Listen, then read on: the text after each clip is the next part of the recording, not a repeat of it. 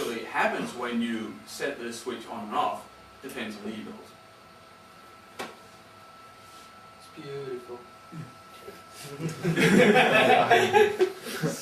But most often it does something to the dependencies.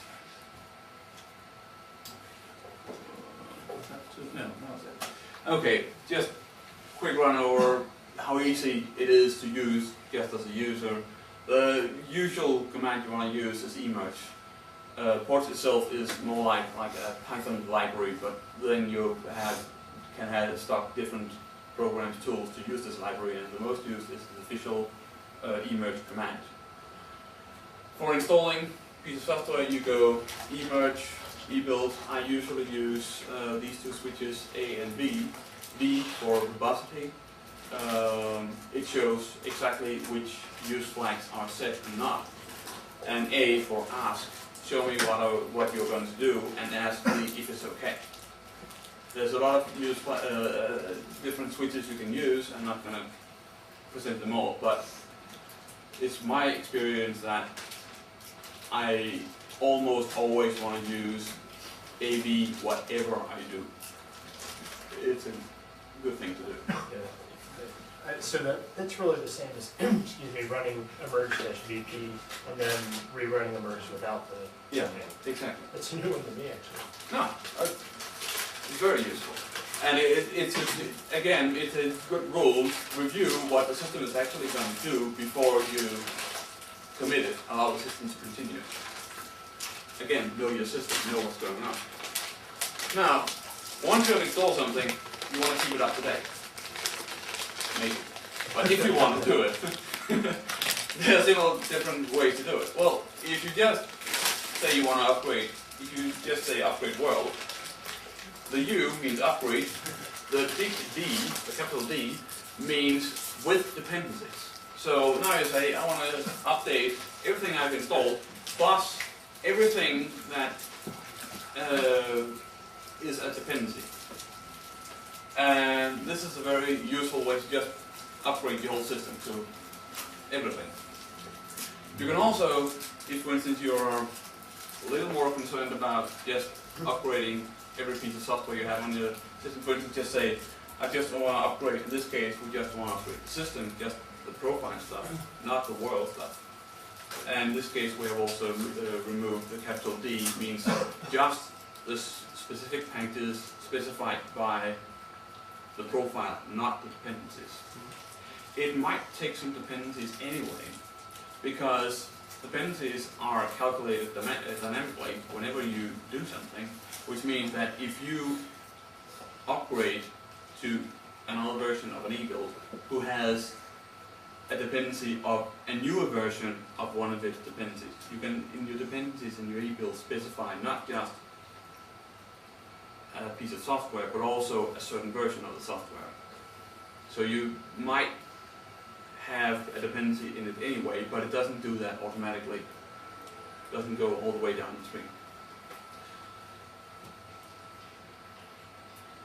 Oh, nice. If you're wondering about the O, it's because this is translated. This original this was originally done in Danish.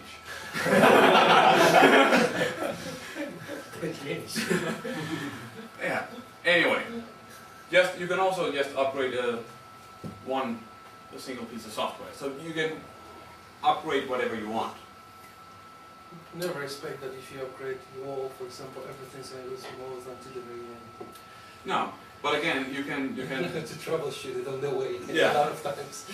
But this is one of the good things. You can employ your own policy of how you use Portage.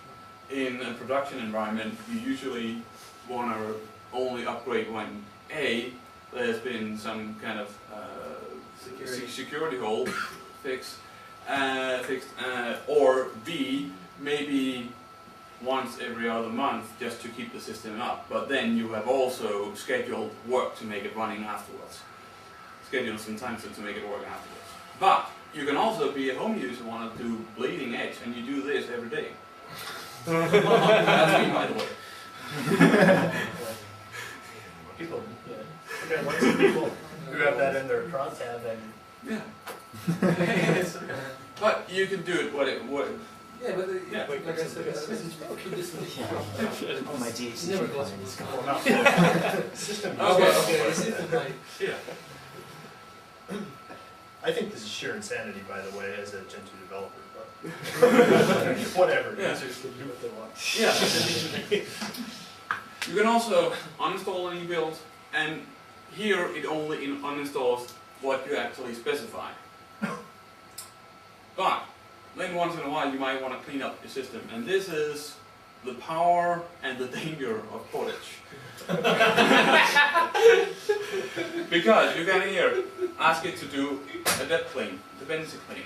Basically what it does, it says, okay, we have system and worlds, we have all the dependent packages, and then we have all the rest. And all the rest, gone.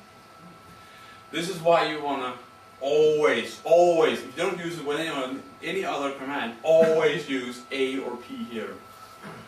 P for pretend, A for ask. Any reason why you don't have dash V either? Any reason why you don't have dash V in the dep clean? You don't need it. Yeah, it doesn't make any sense there. Yeah, use flags don't mean anything to uninstall. They just mean something to install. Yeah. So, even for Parm, right? you wanna Even minus B. with A it will Yeah, I be, didn't understand. with A for ask it will give you a list of what it actually is about to uninstall, and you want to go through this list e-build by e-build. But it's a nice way to keep your system clean and sitting, because you, after doing this, you will only have what you actually need. There is a few gotchas with this command, which is why it is considered a little dangerous. What it uninstalls depends on the current dependency tree. The current dependency tree depends on your use flags, your current use flags, which might not be the same use flags as you actually used earlier on when you install something. Meaning, if you install something depending on a library, then decided I don't want that, so I switched off the use flag. But you didn't recompile that package. The package the software is still linked to this library until you actually recompile it, reinstall it, so it can use the new use flags. So if you just uninstall that library, you will have a broken piece of software. It might not be a problem, it might be some software you can just discover it's broken and then just recompile. It might also be something that your system really depends on, then you have a problem. Excuse me, may I have some confirmation? Yeah. What is redundant exactly in this process? Is it several versions of bash or something? It is basically anything that is not either A, in your system, B, in your world, because you have put it in the world, or C, a dependency.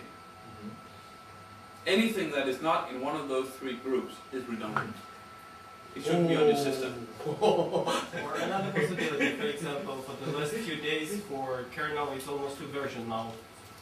Like 2.6.1.4 or 1.2.6.1.4 or 2 just today arrived. So when I upgrade the system, I want to recompile the kernel with the new security updates. So when I merge -C, uninstall the kernel after recompilation, for example, its other version remains. I don't delete from my system.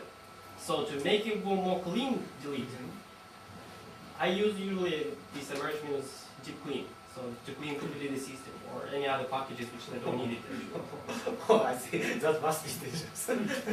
It is a little dangerous, which is why that you want to make sure that you have actually.